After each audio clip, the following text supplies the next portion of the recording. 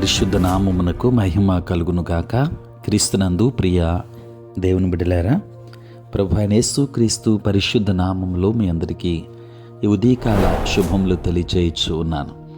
ఈ దినమంతయు మీకు మీ కుటుంబానికి దీవెనకరముగాను ఆశీర్వాదకరముగాను దేవుడు అనుగ్రహించాలని మీ కొరకై ప్రార్థిస్తూ ఉన్నాను. నేటి దినము కొరకు ఏర్పాటు చేయబడిన దేవుని వాక్యము యోహాను సువార్త 19వ అధ్యాయం 31వ వచనం. ఆ దినము సిద్ధపరచు దినము, మరుసటి విశ్రాంతి దినము మహాదినము కనుక ఆ దేహములు విశ్రాంతి దినమున సిలువ మీద ఉండకుండునట్లు వారి కాళ్ళు విరగుగొట్టించి వారిని తీసివేయించుమని యూదులు పిలాతును అడిగిరి. ప్రియులారా, నేటి దినం కొరకు ఏర్పాటు చేయబడిన ధ్యానాంశము విశ్రాంతి దినం. ప్రియులారా, సిలువ మీద మరణించిన తరువాత కూడా మెస్సయ్యను గురించి ప్రవచనాలు నెరవేరుతూనే ఉన్నాయి. వాటిలో ఒక వాగ్దానం విశ్రాంతి దినంతో నెరవేరింది. విశ్రాంతి రోజు ఎలాంటి పని చేయకూడదు. ఆ రోజు మొదలు కాకముందే యేసు మరణించి సమాధి చేయబడాలి. అందుకే ఆయన కాళ్ళను విరగొట్టమని యూదులు పిలాతును అడిగారు. సిలువ వేయబడిన వారి కాళ్ళను విరగొట్టడం చావును వేగవంతం చేస్తుంది. ప్రియులారా, యేసు అప్పటికే మరణించాడని 33వ వచనం చెబుతుంది. కనుక ఆయన వాని ఎముకలన్నిటినీ కాపాడును, వాటిలో ఒకటి అయినను విరిగిపోదు అని చెప్పిన లేఖనం నెరవేర్చబడింది. 34వ సంకీర్తన 20వ వచనం. ఇదంతా విశ్రాంతి దినం వలన జరిగింది. ప్రియులారా, విశ్రాంతి దినం మొదటిసారి నిర్గమాకాండం 16వ అధ్యాయంలో ప్రస్తావించబడింది. ఆ తరువాత వెంటనే 10 ఆజ్ఞల్లో విశ్రాంతి దినాన్ని పాటించమని ప్రభు ఆజ్ఞాపించాడు. సృష్టిలో 7వ రోజున దేవుడు తీసుకున్న విశ్రాంతితో ఆయన విశ్రాంతి దినాన్ని అనుసంధానం చేశాడు. నిర్గమాకాండం 23వ అధ్యాయం 12వ వచనం ప్రకారం ప్రతి వారం ఒకరోజు దేవుని ప్రజలు, జంతువులు శారీరకంగా విశ్రాంతి తీసుకోవాలనేది విశ్రాంతి దినములోని ఉద్దేశం.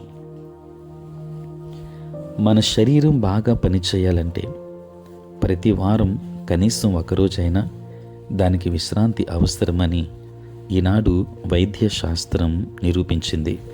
ప్రియులారా, విశ్రాంతి దినం రాబోయే వాటి ఛాయ అని, అది క్రీస్తులో నెరవేరిందని కొలసీ పత్రిక 2వ అధ్యాయం 16-17 వచనాలలో పౌలు బయలుపరిచాడు. క్రొత్త నిబంధన విశ్వాసులందరికీ అందుబాటులో ఉన్న విశ్రాంతి దినపు విశ్రాంతిని గురించి హెబ్రీ పత్రిక 4వ అధ్యాయం మొదటి 4 వచనాలు చెబుతుంది. కానీ అది తప్పనిసరిగా అందరిలో పనిచేయటం లేదు. స్వంతంగా ప్రయత్నించడం మాని మన ద్వారా దేవుని కార్యాన్ని అనుమతించేలా దేవునితో సంబంధాన్ని కలిగి ఉండటమే ఈ క్రొత్త నిబంధన విశ్రాంతి దినపు విశ్రాంతి. దేవుని బిడ్డలారా, యేసు ప్రభు మరణములో విశ్రాంతి దినం ప్రాముఖ్యతను గురించి ఆలోచిస్తుండగా నీకు విశ్రాంతినివ్వడానికే ఆయన మరణించాడు అనే సత్యాన్ని గురించి ఆలోచించండి.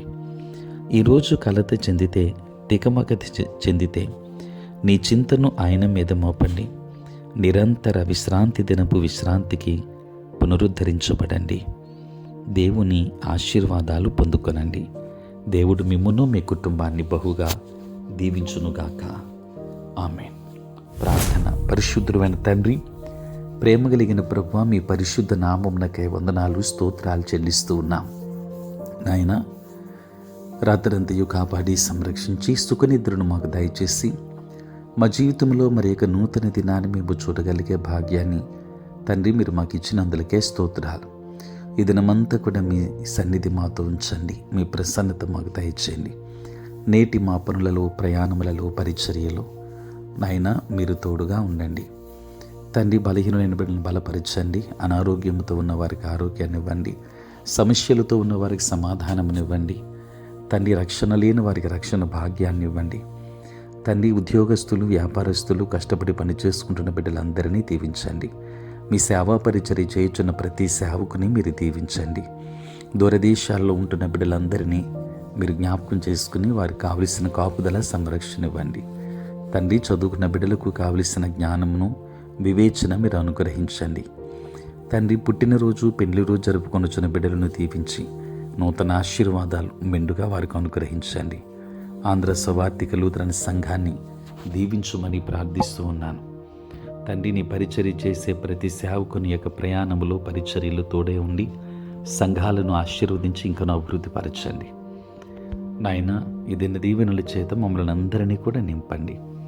ఈ తండ్రి, ఏ కుటుంబంలో ఎవరి జీవితంలో ఏ అక్కర ఉందో ప్రభువా, ప్రతి ఒక్కరికి నాయన నిశ్చితానుకూలముగా వాటిని నెరవేర్చమని, మీరే తోడై ఉండమని యేసు నామములో ప్రార్థించి వేడుకొనుచున్నాం తండ్రి. ఆమేన్.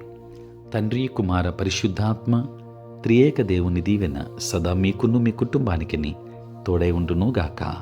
ఆమేన్.